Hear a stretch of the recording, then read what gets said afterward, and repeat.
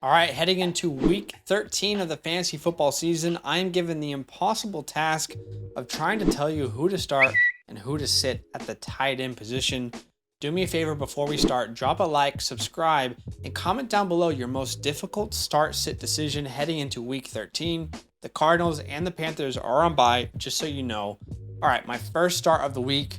I know it's been inconsistent for him all year, but this is a very good matchup. George Kittle versus the Miami Dolphins. The Saints played really good defense last week versus the 49ers. Unfortunately, the same thing can't be said about the Saints offense, so it looked like the Niners really blew them out. And to be fair, the Niners defense definitely were the big reason why they did that.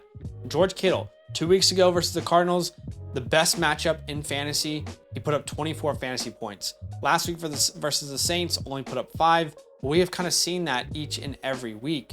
There's some injuries that this team is dealing with CMC. Debo has a hamstring injury he's dealing with. I think you're going to see George Kittle have a really good game here in week 13 versus the Dolphins, who give up the third most points to the fantasy tight end position. So I know it's been up, I know it's been down, but I really think we're going to see a boom game here from George Kittle in week 13. Can't promise it, don't have a crystal ball, but if I have him, I'm starting in and I'm feeling confident. My second star of the week is Tyler Conklin at the Minnesota Vikings, who currently give up the 9th most points to the fantasy tight end position.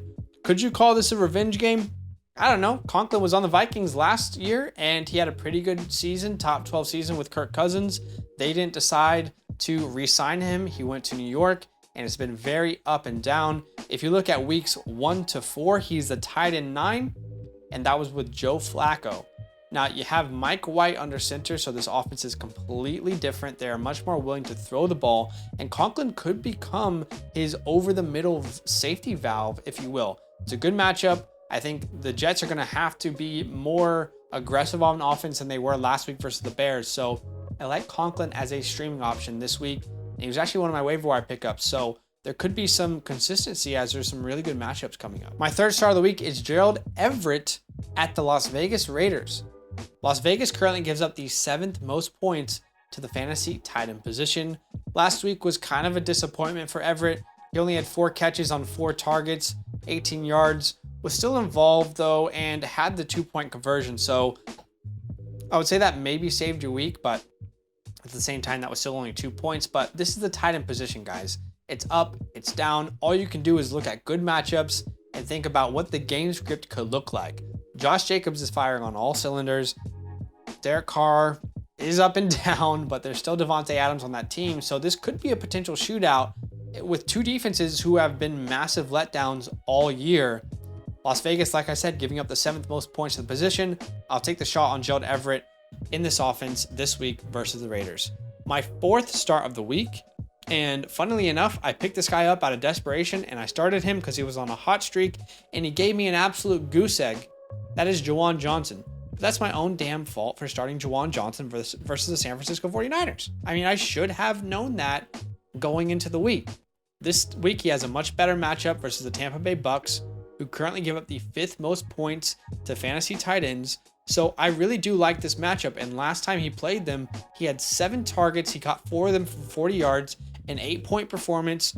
Honestly, at the tight end position, it's been so up and down for me. If I can get 8 to 10 points every week, I will be so happy. So still being targeted in the end zone, probably has the best chance to catch a touchdown of any Saint outside of Alvin Kamara and Chris Olave. So I'll take a chance with Juwan Johnson this week. Now, my 2 sits of the week. Firstly, K. Dotton, the opposite side, versus the Saints, who just held George Kittle to 4 targets, 3 catches, and 26 yards, So K. Dotton, even though he's had a pretty good rookie season, he's made a couple strides there. Not a player you can trust right now, and it's not a good matchup. My second sit of the week is Mike Gritty Gesicki. This matchup is not good for him. San Francisco, the 5th fewest points to the tight end position. I just do not want to trust this matchup with Mike Gesicki. I know some people throw him out there because they're like, hey, he has spike weeks and, you know, Tua can throw him the ball in the end zone at any moment, but this is not the week to chase that, in my opinion. So those are my starts and sits of the week at the tight end position. Comment down below. Let me know what you think of these. Like the video, subscribe, and we'll see you in a future video. Yo, what's good? Thanks for watching. We got a lot more videos. A lot more. If you want more videos. Watch it. You can also subscribe. Right now. If you want to. You need to. And lastly, don't forget that you can sign up to support the show and get exclusive content by going to patreon.com/FantasyLand fam.